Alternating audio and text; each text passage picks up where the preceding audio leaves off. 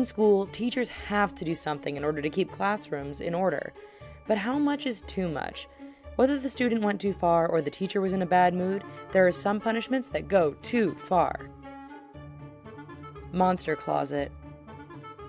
A pre-kindergarten teacher and her assistant from Houston, Texas lost their jobs after they used the janitor's closet for punishing their 4-year-old students. They called the closet the Monster Closet and held the door shut with their feet, turned the lights off, and told the kids that monsters were going to eat them. Duffel bag. 9-year-old autistic student Christopher Baker was stuffed into a duffel bag with the drawstring pulled tight as a punishment for misbehaving in class. When Christopher's mother, Sandra Baker, came to school to pick him up, she was horrified to hear her son's voice coming from the bag while a teacher's aide stood and watched. Sandra complained to the district, which prompted an investigation.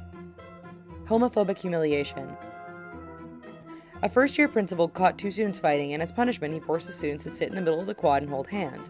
Students then started insulting the pair, throwing homophobic insults, and overall being terrible. The punishment caused outrage in social media, and parents were calling for the principal's removal. Paddled. A mother of a 6-year-old boy in Marshall, Texas, was livid after her son came home from school with bruisings on his bottom. She found out that her son was paddled 3 times by his teacher at Robert E. Lee Elementary School. The boy was paddled for each time he disrupted class, and the number of paddlings increased with each session. Lunch on the floor. In 2008, at Charles Sumner Elementary School in New Jersey, Vice Principal Teresa Brown got angry after a student spilled a water jug on the cafeteria floor and proceeded to force 15 or 16 fifth-grade students to eat their lunch off the floor for 10 days. Parents of 7 of the students sued the school and won a settlement of $500,000. Students who weren't even present for the water spill were forced to eat off the floor when they returned to school. No braids in class. When 7-year-old Lamia Kamen wouldn't stop playing with her braids in 2009, her teacher had had enough. The teacher called her up to the front of the class and then proceeded to use a pair of classroom scissors to cut off one of the braids. When Lamia's mother confronted the teacher, she was met with half-hearted apologies, and Lamia moved classrooms. The teacher ended up getting suspended without pay. Wrong color shoes. A 5-year-old student was taken out of school and brought home by police because he wore shoes that were the wrong color. His family couldn't afford a pair of black shoes, so his mother colored a pair of red and white shoes black in order to cover up the decoration. Some of the ink must have come off because apparently wearing the wrong color shoes is worthy of calling the cops. Strip searched.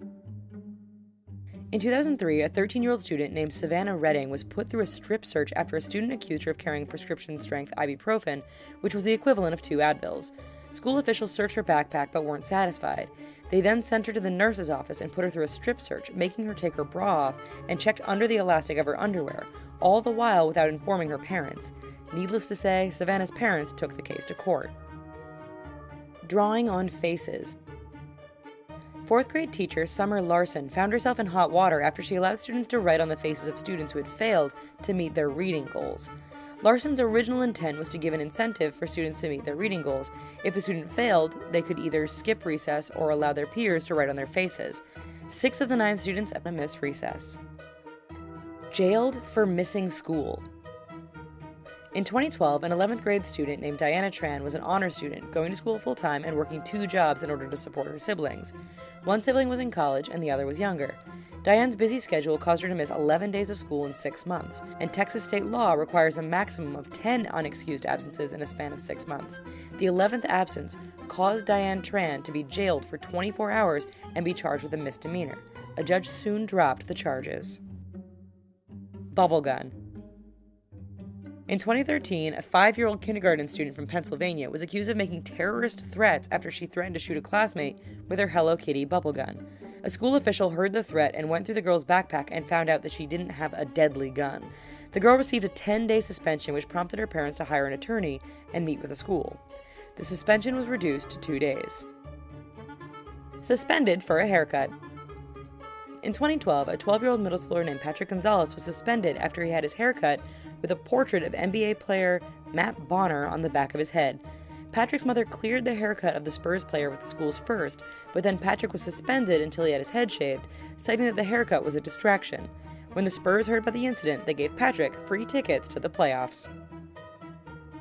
Do you have any ridiculous stories about punishments from school? Let us know about them in the comments. But until then, here's a couple other videos we think you should check out. And don't forget to click like and subscribe. Thanks!